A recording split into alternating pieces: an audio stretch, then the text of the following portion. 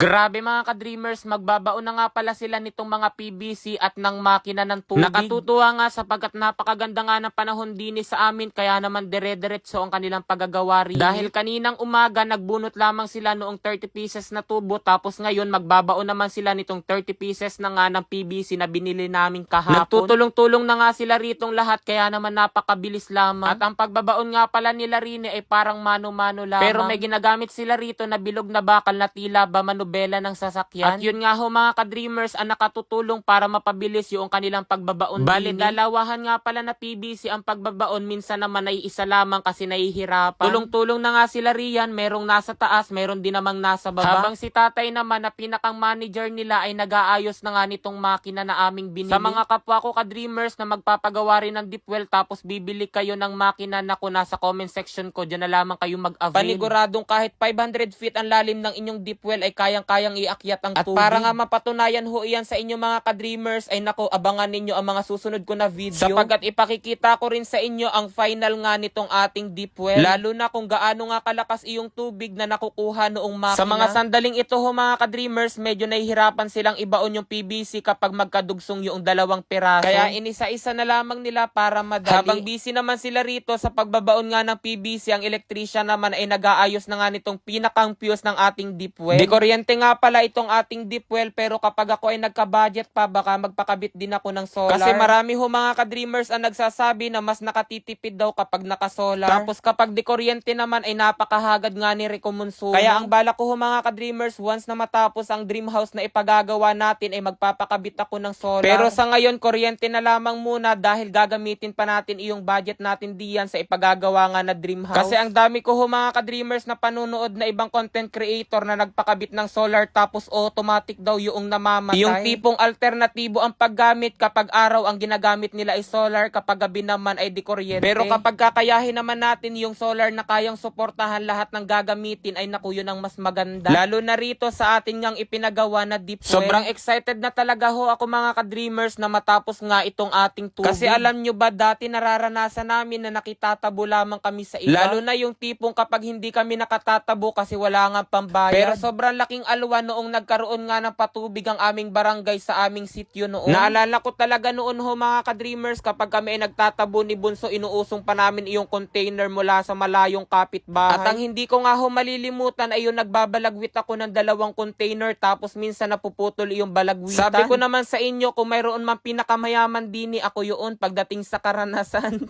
Nakatutuwa naman yung mga ganun kong karanasan kasi kahit papaano yun nga yung naisishare ko sa inyo. Na sa aking palagay maraming tao na kapwa natin ka-dreamers ang mai-inspire. Pero hindi pa rin naiiwasan ho mga ka-dreamers na makatagpo ka ng ibang tao na hindi natutuwa sa mga na-achieve natin sa buhay. Batid ko naman na hindi naiiwasan nga iyon lalo na sa larangan na aking ginagawa ngayon. Kasi syempre napakarami na nga mga tao ang nakapanunood ng aking mga videos. Kaya hindi talaga naiiwasan ho ang ganoon mga ka-dreamers. Pati nga yung aking mga sinusuot ay napapansin din. Tulad na nga lamang ho mga ka-dreamers nitong suot ko nga ngayon na parang jersey. Maraming nagtatanong na ka-dreamers saan mo ba nabili yan? Pina-customize ko lang ho yan mga ka-dreamers at pinalagyan na pangalan sa likod na ka-dreamer. Tapos syempre ipinalagay ko na rin ang paborito ko na number. At kung nais nyo rin mag-avail niyan ho mga ka-dreamers, ilalagay ko sa comment section na link. Halay dito na lamang muna, bili na kayo, bye-bye. 41,500! Grabe! 12,500! Yung 1,000 ko naging 84,100. O, di ba mga ka-dreamers, sobrang dali lamang kumita rito kay PH Pierre. Kaya kung nais nyo rin kumita ng napakalaking pera, nasa comment section lang ang link para mag-register at mag-deposit ng 100. Tapos, huwag nyo kalimutan mag-screenshot at ilagay iyan sa comment section para manalo kayo ng 500 pesos. Ang mahilig ko ritong laruin ay ang Super Ace. So, mga ka-dreamers, dito kay Super Ace, magbebet lamang ako riyan ng 1,000. Tignan natin kung magkano ang aking mapananaluhan din eh.